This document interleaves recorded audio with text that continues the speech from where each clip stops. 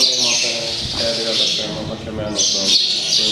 Her ülke olduğu kimi gəlib, hədiyyət reklamında təşkillikdən çox sağ olun, ülkəmdə daha görmədədirlər.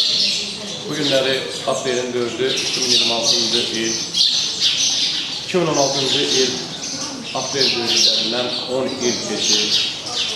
10 il bundan öncə düşmən təxribatının qarşısını alarkən qəhrəmancasına şəhid olan Qarayip Yusuf Məmmədağa oğlunun ocağındayız.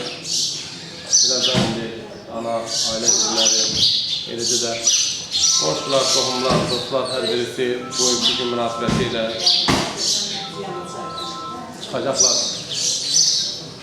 Bütün şəhidlərimizin ruhunu şad eləsin.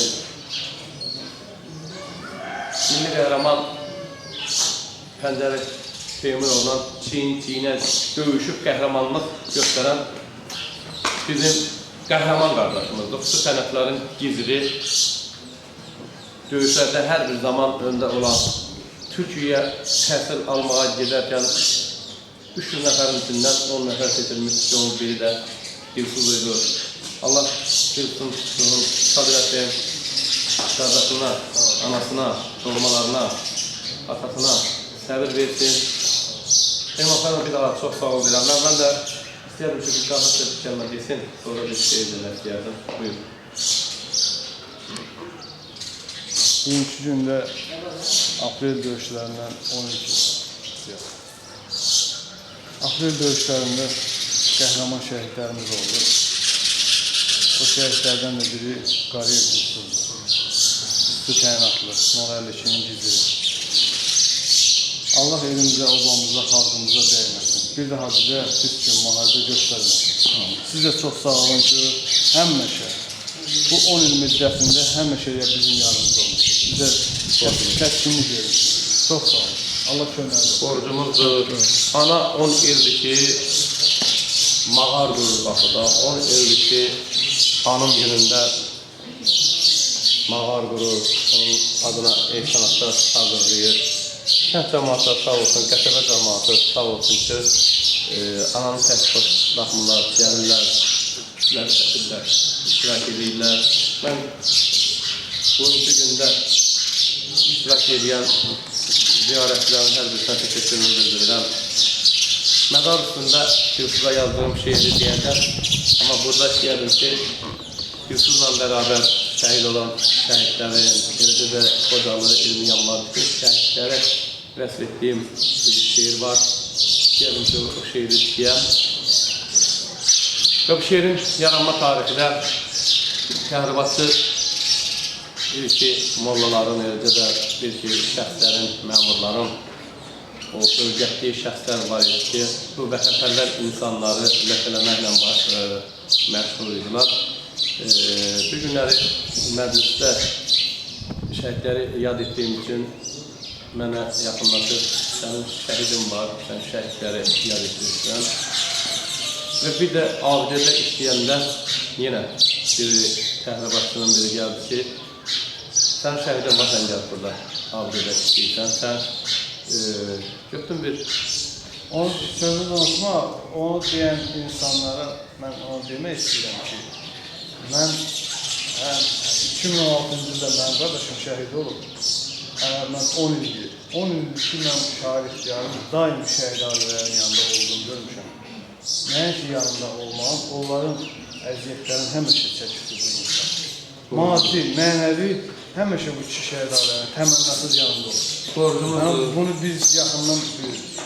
Və o mənəviyyətsiz insanlar ki, var ilə onlara üzümü tutum, əsəbləşdim, belə bir şeir yazdım. Sənin şəhidin var, mənə söyləyən, bütün şəhidlərin qardaşıyam mən.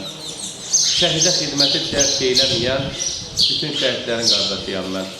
Birinci, ikinci, yenə fərq var, şəhidin bir adı, bir ünvanı var. Cənnətdə şəhidlə şəfayətim var, bütün şəhidlərin qardaşıyam mən. Atası, anası qalmayanların, 30 il məzarı olmayanların, daşlarda səsimi duymayanların, bütün şəhidlərin qardaşıyam mən. 48-53 oldu nələr, elindən didərgin düşdü körpələr, didərgin dərdini anlayan bilən bütün şəhidlərin qardaşıyam mən. 90-da 20 yanvardan deyim, 91-20 noyabr deyim, 92 fevral odalı deyim, bütün şəhidlərin qardaşıyam mən. Bəsdir günah edib qeybət etdiniz, şəhidlər evində fətva verdiniz, şəhidləri köhnə, təzə böldünüz, bütün şəhidlərin qardaşıyam mən. İxtiyar gedəcək təkcə haqq yolun, hidayət eyləsin Allah hər qulun. Gedin şəhidlərdən siz məni sorun, bütün şəhidlərin qardaşıyam mən. Və mən özümü tuturam ki, bir neçə xırda məmurlar var, bir neçə insanlar var ki, şəhidləri görürlər, ayrı-seçkilik edirlər. Bir 30 il qapısı açılmayan, bir 80 yaşlı, 90 yaşlı ananı bir dəfə ziyarət etmirlər. Amma elə qapı var ki, ora ildə 5 dəfə gedirlər. Bunu haqsızlıq yolu mən qərara verirəm. Bütün şəhidlərin qapısını açmaq lazımdır. Bütün anaları yoxlamaq lazımdır. Bütün ataları yoxlamaq lazımdır. Ayrı seçkilik olmaz. Ayrı seçkilik edib şəhidlərin ruhun incitirsiniz. 30 il gözü yolda qalan analar var ki, bir dəfə onun qapısını açmalıdır. Allah bütün şəhidlərin ruhunu şad eləsin.